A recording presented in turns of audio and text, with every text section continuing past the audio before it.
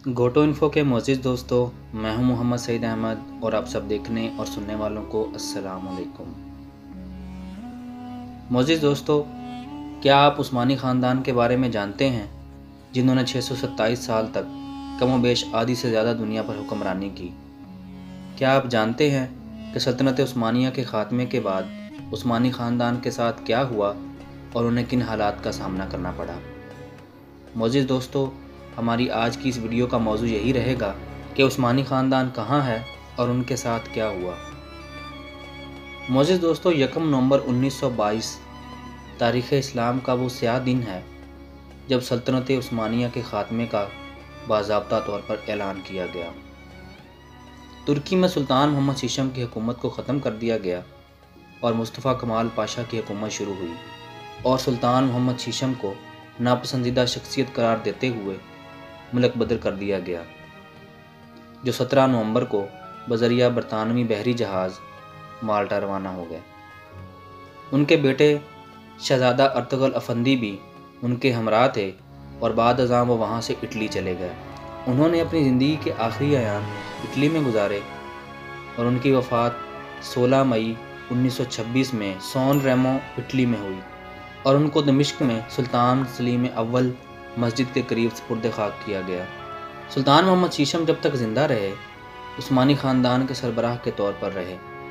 दूसरी जानिब 19 नवंबर 1922 को उनके करीबी अजीज़ अब्दुल मजीद सानी को नया खलीफा चुना गया, जो 1924 में खिलाफत के ख़ात्मे तक ये ज़िम्मेदारी निभाते रहे। इसी के साथ ही तमाम उस्मानी ख़ानदान को जिला वतन कर दिया गया। अंदाज़ा कीजिए, एक ऐसा ख़ानदान जिन्होंने 627 साल तक एक जगह पर हुकूमत की हो और फिर उसी ख़ानदान के लिए उसके अपने मुल्क में जगह तंग हो गई हो। उस्मानी ख़ानदान को खुद समझ नहीं आ रहा था कि यह सब उनके साथ क्या हो रहा है। उस वक्त उस्मानी ख़ानदान के जिला वतन होने वाले अफराद की तादाद 156 थी। उनमें सुल्तान के साथ बहुत से शहज़ादे, शहज़ादियाँ और अज़वाज वगैरह शामिल थीं और उनके साथ कुछ नौकर भी शामिल थे जो अपने मालिकों का साथ कभी और किसी हाल में भी नहीं छोड़ना चाहते थे। इसके साथ इस ख़ानदान के तमाम दामाद भी जिला वतन किए गए थे। उस्मानी ख़ानदान जो जिला वतन हो चुके थे, उन्होंने पहले मिस्र जाने की कोशिश की, मगर वहाँ के शाह फवाद ने उनको मिस्र ना आने दिया। फिर शाम का कस्द किया कि वो भी करीब मुल्क था, लेकिन तुर्की की हुकूमत ने उन्हें वहाँ जाने की इजाज़त ना दी। फिर कुछ अफराद तो लुबनान चले गए, जो उस वक्त फ़्रांस के ज़ेर तसल्लुत था, और ख़लीफ़ा अब्दुल मजीद फ़्रांस चले गए। शहज़ादा अली वासिफ़ की कोशिश से उनको फ़्रांस की हुकूमत का पासपोर्ट मिला। ये वक्त उस्मानी ख़ानदान के लिए बहुत कठिन था।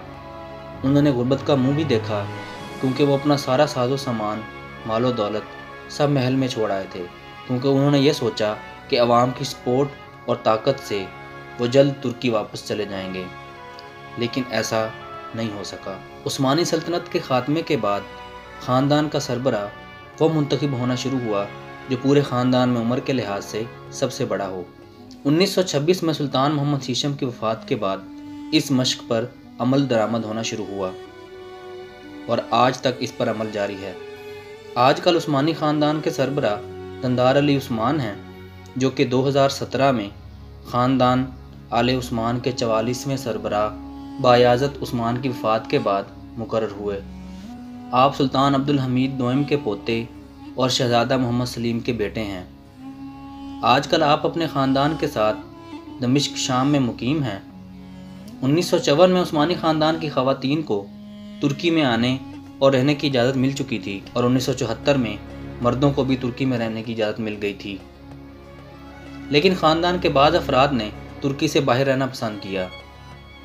आजकल उस्मानी ख़ानदान मुख्तलिफ मुल्कों में फैला हुआ है, जिनमें अमेरिका, हंगरी, फ़्रांस, मिस्र, शाम और तुर्की वगैरह शामिल हैं। आजकल तुर्की में उस्मानी ख़ानदान के बहुत से अफराद सुकून पजीर हैं। सुल्तान अब्दुल हमीद दोम के पोते अब्दुल हमीद काई ख़ान तुर्की में उस्मानी ख़ानदान की नुमाइंदगी करते हैं। आप 1969 में पैदा हुए और तुर्की में ही मुकीम हैं।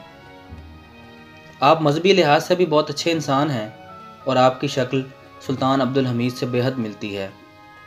आप वही हैं जिन्होंने मोहतसिम सीरीज़ पर کیس بھی کروایا کہ یہ ہماری تاریخ کو خراب کر کے سلاطین کا چہرہ غلط انداز میں پیش کر رہے ہیں، لیکن اس کا کوئی خاطر خواہ فائدہ نہیں ہوا، کیونکہ وہ ہر سیریز میں یہ کہتے تھے کہ یہ فکشن ہے اور اس کا تاریخ سے کوئی تعلق نہیں ہے۔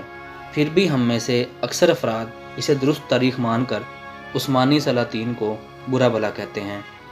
گوٹو انفو کے معزز دوستو، کچھ مزید افراد میں سے شہزادی نیر خان عثمانی، ناز عثمانی اور شہزادہ یاو سلیم عثمانی بھی ترکی میں ہی مقیم ہیں، اور یہ تینوں سلطنت عثمانیہ کے 34ویں سلطان عبدالحمید دوم کی نسل میں سے ہیں۔ ان سب کے علاوہ بے شمار افراد ترکی میں موجود ہیں جن کا تعلق عثمانی خاندان سے ہے۔ یہ خاندان اتنا وسیع ہو چکا ہے کہ ان سب کے بارے میں اس ویڈیو میں بتانا ناممکن ہے۔